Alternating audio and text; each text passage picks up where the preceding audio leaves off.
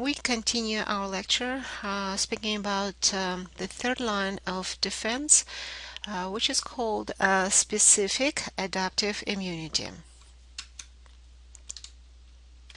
And before we continue speaking about adaptive immunity, let's recall that our immune system has three lines of defense altogether.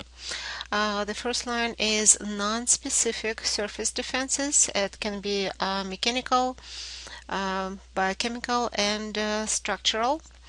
The second line is called a non-specific innate immunity. And finally, the last line, the third line, is a specific adaptive immunity. I already told you that the main parts of adaptive immunity of the third line are T cells, B cells, and antibodies that are produced by B lymphocytes. So let's once again talk about lymphocytes, white blood cells, and let's talk about what kind of lymphocytes we have to know for this class. There are three types of lymphocytes we have to know. Those are B lymphocytes or B cells, T lymphocytes or T cells, and natural killers or NK cells. We already talked about natural killer cells, and I told you those are non-specific lymphocytes, and therefore they're part of the second line of immune system. The main targets for natural killers will be virus-infected cells, cancerous cells, and transplanted cells. And then B cells and T cells. B cells and T cells are specific lymphocytes, and therefore they are part of the third line of defense, specific adaptive immunity. You have to know three types of B cells. The first type, those are naive cells. Guys, naive cells means not activated T lymphocytes. The second type of B cells are what we call plasma cells, and the main function of plasma cells is to make antibodies. And because plasma cells make antibodies, we say that B cells are part of humoral immunity. And finally, the last kind of B cells we have to know are memory cells. And please remember, memory cells participate in secondary immune response. So basically, this is our immunity. This is what we call immunity. T cells or T lymphocytes. For this class, you have to know two types of T lymphocytes. The first type, those are called T helpers or CD4 type. And as you see, T helpers are part of cell-mediated immunity.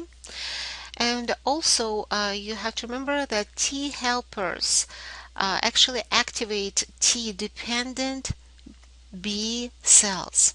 Remember I told you naive B cells means not activated B cells. And naive B cells can be activated in two different ways. Some of them get activated by T helpers, and therefore we call them T-dependent B cells. And some naive cells, B cells, are activated by certain antigens, and those B cells we call not dependent T cells. B cell, not T-dependent B cells. And then cytotoxic T cells, cytotoxic or CD8 type of T lymphocytes. You have to remember that those T lymphocytes are very specific, and the main targets for this type of T lymphocytes will be virus-infected cells, cancerous cells, and transplanted cells. If you remember, those are the same targets for the natural killer. So what is the difference between natural killers and cytotoxic T lymphocytes? Cytotoxic T lymphocytes are specific T cells or specific lymphocytes, and therefore they're part of the third line. Natural killers on NK cells are not specific lymphocytes, and that's why they're part of the second line of defense. Our lymphatic system is also known as immune system. We call it immune system. So let's talk about lymphoid tissues. All lymphoid tissues can be divided into two main groups. Those are primary lymphoid organs and secondary lymphoid organs. Of course, the primary lymphoid organ is going to be bone marrow. The bone marrow is composed of fat and stem cells. And stem cells are precursors to a lot of immune cells. For example, B lymphocytes and T lymphocytes can develop from stem cells. And B cells after then remain in a bone marrow where they get differentiated, and that's why we call them B cells. But T cells will migrate to thymus.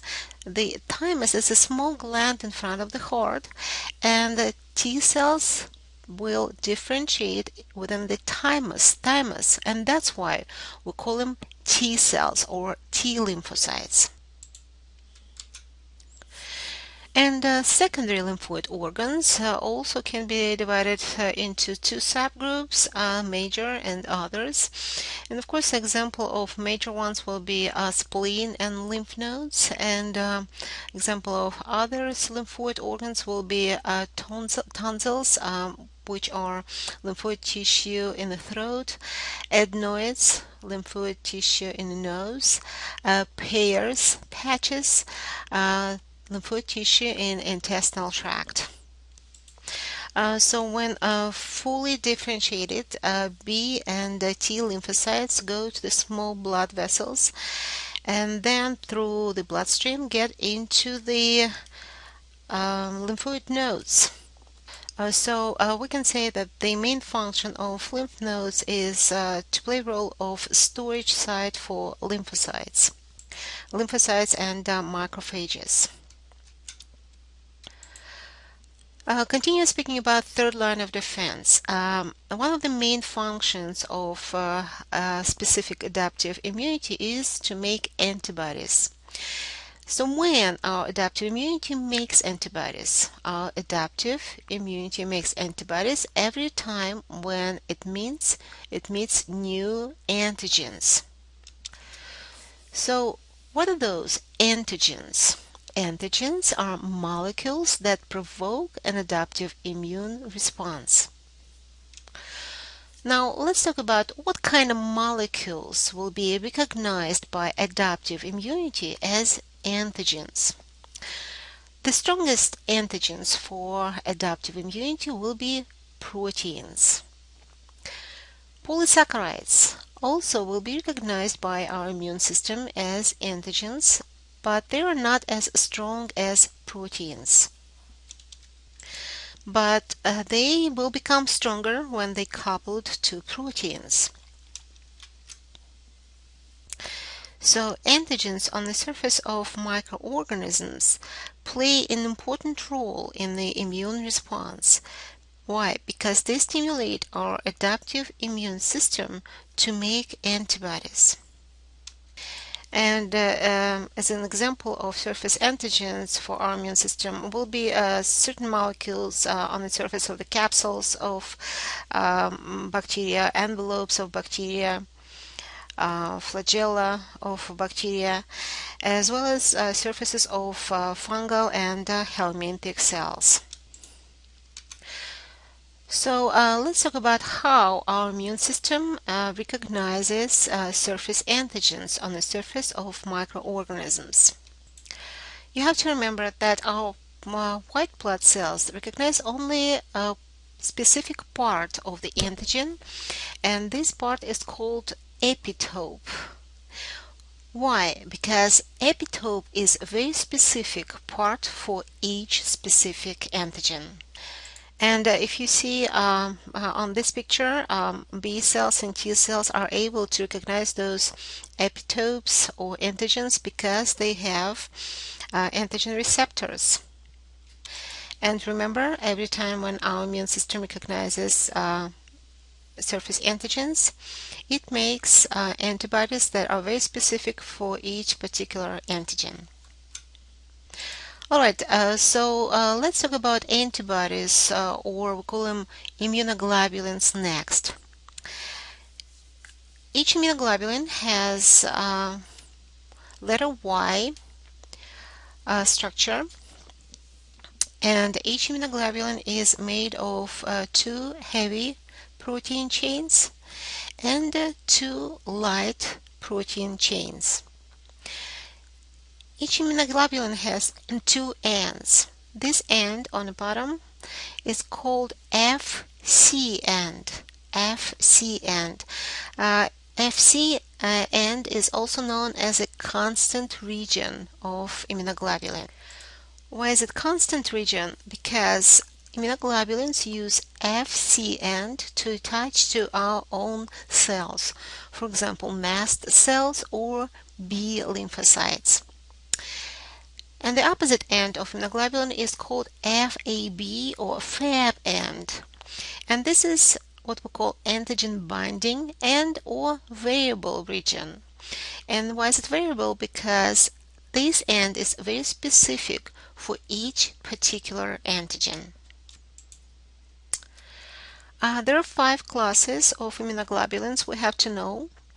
Immunoglobulin G or IgG, immunoglobulin M or IgM, immunoglobulin A or IgA, immunoglobulin E or IgE, and immunoglobulin D or IgD.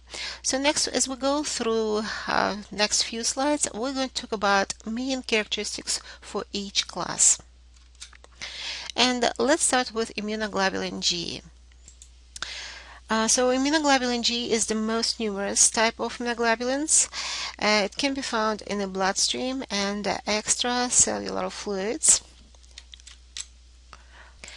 It has ability to cross placenta. It means it can be passed from mother to baby to fetus.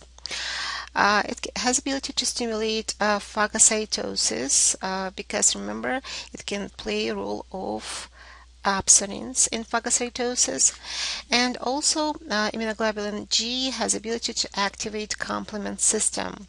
We will talk about it a little bit later in this lecture. And the next class of immunoglobulins is immunoglobulin A. We have from 15 to 20% of these kinds of immunoglobulins. Immunoglobulin A can be found in the mucus and secretions, for example, tears, breast milk, colostrum, saliva. Because immunoglobulin A is found in mucus and secretions, it means it protects us from the surfaces of the mucous membranes. Means it protects our lungs, intestines, upper respiratory tract, bladder. It can exist in two forms, as a monomer and as a dimer. Guys, dimer means two immunoglobulins got connected to each other. Why does it form dimers? Because immunoglobulin A is not as strong as immunoglobulin G, for example, and therefore when two immunoglobulins get connected to each other and form dimers, they become stronger. And then the next class is immunoglobulin M. We have from 5 to 10% of those. Immunoglobulin M is a pentamer. If you look at this picture, you see 5 immunoglobulins get connected to each other and form pentamer, and that means that immunoglobulin M is the weakest immunoglobulin. And when those immunoglobulins get connected to each other and form pentamers, they become stronger. Please remember, immunoglobulin M participates, or we can say is a part of initial immune response. That means that is the first immunoglobulin that actually reacts against infection. Why? because it takes a while, up to 2 weeks, for our immune system to make immunoglobulin Gs. And while our immune system is working on IgGs, then IgMs will protect us. So what is the function of IgMs? They can cause bacteria clumping, and this way they prevent spreading of infection.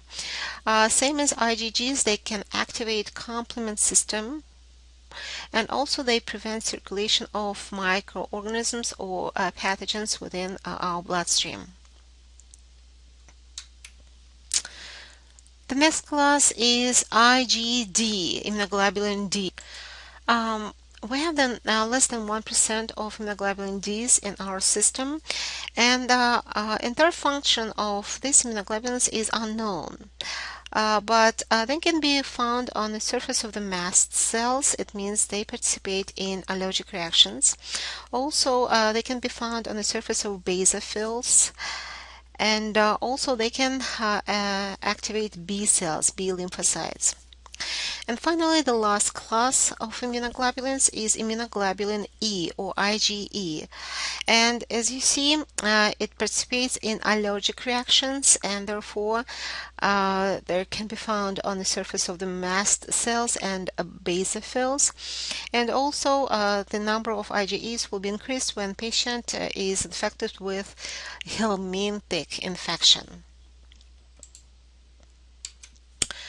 Alright, let's get back to specific adaptive immunity, the third line of defense, and let's talk about one of the parts of the third line, B lymphocytes. And as I told you before, because B cells or plasma cells make antibodies, therefore we can say that B lymphocytes are part of humoral type of immunity. Not activated B lymphocytes are called naive cells or B lymphocytes. How they get activated? There are two kinds of B cells we know: T-dependent B cells and T-independent B cells. T-dependent B cells will be activated by T helpers. T-independent B cells are not activated by T helpers. Instead, they might be activated, for example, by certain antigens or certain pathogens. But every time when B cells get activated, they go through two main reactions. We call them proliferation and differentiation. Alright, let's talk about how our humoral immunity works, and that means we're going to talk about B lymphocytes. If we never been exposed to certain pathogen, let's say certain bacterium, only few B cells can recognize that new pathogen, or to be more specific, only few B cells can recognize surface antigens on the surface of this pathogen. If you look at this picture, this is our pathogen, some kind of bacterium. Those are surface antigens. And those are B cells. They come over and try to match and recognize surface antigens on the surface of that pathogen. So this one comes over, try to match and says, no, it's not mine. This one comes over, try to match and doesn't recognize. And finally, this B cell can recognize surface antigens on the surface of that bacterium. Remember, after B cell recognizes surface antigens, it's get activated by those antigens. And when B lymphocytes get activated, they go through two reactions: proliferation and differentiation. Proliferation means dividing. That means B cells will start actively dividing and produce clone of those B cells, and eventually they will differentiate into plasma cells. And remember, the function of plasma cells is to make antibodies, and plasma cells will make antibodies. And also B cells will differentiate into memory B cells. And remember, I told you memory B cells do not participate in primary immune response. They will participate in secondary immune response, and therefore we call them immunity. So let's repeat it once again. When B cells recognize certain antigens on the surface of pathogen, they get activated. When B cells get activated, they proliferate and differentiate. Proliferation means dividing. A lot of new B cells will be produced or made. Clonal B cells will be made. And then proliferation means B cells will differentiate into plasma cells, and plasma cells will make antibodies, and into memory cells. And as I said, memory cells, this is our immunity because they participate in the secondary immune response. So because plasma cells make antibodies, we say B lymphocytes are part of humoral immunity. Now, let's talk about secondary immune response. What is going to happen when we get exposed to the same pathogen for the second, third, fourth, and so on times? When we're exposed to the pathogen secondary time, we're already supposed to have memory cells produced from the first exposure. And remember, I told you memory cells participate in a secondary response, and that's why we call them immunity. So the main difference between primary and secondary response is the difference in the time of reaction. Remember, I told you it takes a while, up to 2 weeks, for our immune system to make IgGs and antibodies against that pathogen. Secondary response is much faster. Why? Because we already have memory cells produced from the primary exposure, and memory cells proliferate and differentiate much faster, and therefore we do not develop symptoms of infection once again if we already have immunity. So let me repeat it for you. Secondary response is much faster than primary response.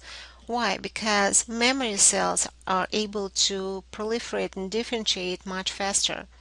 So that means if we get infected with certain pathogen for second, third, fourth, and so on time, because we have immunity, we will not develop symptoms of that infection because we already have memory cells produced. Alright, let's get back to antibodies and talk about their function. Let's summarize all functions of antibodies or immunoglobulins. The first function of antibodies or immunoglobulins is called a neutralization. It means immunoglobulins or antibodies inactivate pathogens. How immunoglobulins or antibodies neutralize pathogens? By covering or binding active sites of viruses, toxins, or bacteria. What else they can do? Immunoglobulins that can cause agglutination of or clumping of pathogens. So basically, antibodies combine or attach to the antigens on the cell surface or pathogen surface and then bind the cells together. What else they can do? Antibodies can cause precipitation of antigens. Why? Because antibodies have ability to recognize and combine with dissolved antigens in our system, and then they will remove antigens from our system. And finally, immunoglobulins or antibodies facilitate attachment of phagocytes to the microorganisms because they can play a role of opsonins, remember? So we can say immunoglobulins can activate phagocytosis. Besides that, you have to remember that immunoglobulins or antibodies can activate complement system as well. We've already talked about complement system, and we know that in order for the complement system to start working, it has to be activated. And second and third lines actually use complement system, and they also activate complement system, but they use different pathways. Remember, the second line or innate immunity activates complement system using what we call alternative pathway, means in absence of antibodies. The third line or adaptive immunity activates complement system using what we call classical pathway. Classical pathway, it means activation of complement system in presence of antibodies. To be more specific, in presence of IgMs and IgGs. And once again, this picture shows you how complement system is activated by adaptive immunity. This is the picture of some kind of pathogen with the surface antigens. They will be recognized by antibodies. When antibodies recognize surface antigens, they attach to those surface antigens and form antigen-antibody complexes. Those antigen-antibody complexes will activate complement system, and then there will be again cascade of biochemical reactions, and the end products of activated complement system will be C3b and C3a complement components. Alright, we already covered humoral immunity as a part of adaptive immune system or third line. And also you have to know that besides humoral immunity, the main part of the third line of defense will be cell-mediated immunity. So the question is, why do we need a cell-mediated immunity in the third line? Why humoral immunity isn't enough for us? Because antibodies cannot penetrate into the cells. That means humoral immunity is not able to control intracellular infections. For example, viral infections will be an example of intracellular infections. So once again, humoral immunity cannot control viral infections. That's why we need cell-mediated immunity. And please remember, T lymphocytes, T helpers and cytotoxic T lymphocytes are part of cell-mediated immunity. Now, speaking about T lymphocytes, what you have to know is that the T cells actually are not able to recognize antigens on the surface of the pathogens, like B lymphocytes do. T lymphocytes require what we call antigen presenting cells. What kind of cells will play a role of antigen presenting cells for T lymphocytes? Those are macrophages and dendritic cells. So how do antigen presenting cells present antigens to T lymphocytes? What they do is they simply phagocytize pathogen, and then they take antigen from that pathogen and display that antigen on the surface of MHC class II proteins. Please remember, MHC class II proteins can be found on the surface of antigen presenting cells. In the beginning of our lecture, we talked about already MHC class I proteins. Those receptors or proteins are found on all cells in our body.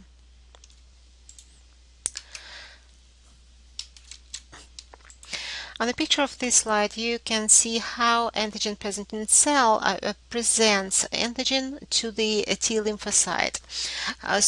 This is our T lymphocyte. In this case, CD4 means T helper. This is what we call T cell receptor. This is our antigen-presenting cell. It's already has antigen, specific antigen presented on the surface of MHC class II proteins. As you see, when this antigen is presented, then T helper is able to recognize it. So let's look what is going to happen when T helper recognizes antigen. Once again, this is our antigen-presenting cell. This is MHC class 2 proteins on the surface. It already presents antigen for the T cell. This is our T cell, T helper, T cell receptor. Now, since antigen is presented to this T cell, it can recognize it. As soon as it recognizes that antigen on the surface of antigen-presenting cell, it gets activated. When T cell, T helper gets activated, reactions go in two opposite ways. First, it will activate T-dependent B cells. Remember, when B cells get activated, they proliferate and differentiate. It means B cells will start producing plasma cells, and plasma cells will make antibodies against this antigen. And also B cells will produce memory cells, which will be part of our secondary response. And the second reaction, when T helper gets activated, it actually produces cytokines, which are substrates that will activate phagocytes. So those phagocytes get activated and go to the site of infection and attack that antigen. Once again, on this slide, they show you how antigen-presenting cells present antigens to T helpers. So this is our antigen-presenting cell on the bottom of this picture. This is MHC class II proteins on the surface of antigen-presenting cells. And this is our antigen. So this antigen-presenting cell has already antigen to present this T helper. On the top of this picture, you see T helper receptor, and with the use of that receptor, now T helper is able to recognize this antigen. Now let's talk about CD8 or cytotoxic T lymphocytes. Do you remember there are three main targets for cytotoxic T lymphocytes? Those are virus-infected cells, cancerous cells or abnormal cells, and transplanted cells. So let's talk about virus-infected cells as an example. This is our virus-infected cell. When cell gets infected, it always gets a protein fragment from that virus, and then it places it on the surface of MHC class I proteins and then displays it on the surface of the cell. Now, cytotoxic T cell can recognize that antigen because it's presented by this virus-infected cell on the surface of MHC class I proteins. When it gets presented and T cell or cytotoxic T cell recognizes that antigen, it simply secretes perforins, substrates that make holes within cell membrane of that infected cell and destroy it. So basically, as you see, cytotoxic T cells work very similar to natural killers. But the main difference between cytotoxic T lymphocytes and natural killers is cytotoxic T cells can specifically recognize each specific antigen that is presented on the surface of MHC class I proteins, and then it destroys infected cell. But natural killers, they cannot recognize specific receptors on MHC class I proteins, but they can recognize changes and do the same thing what cytotoxic T lymphocytes do. They secrete perforins and destroy infected cells.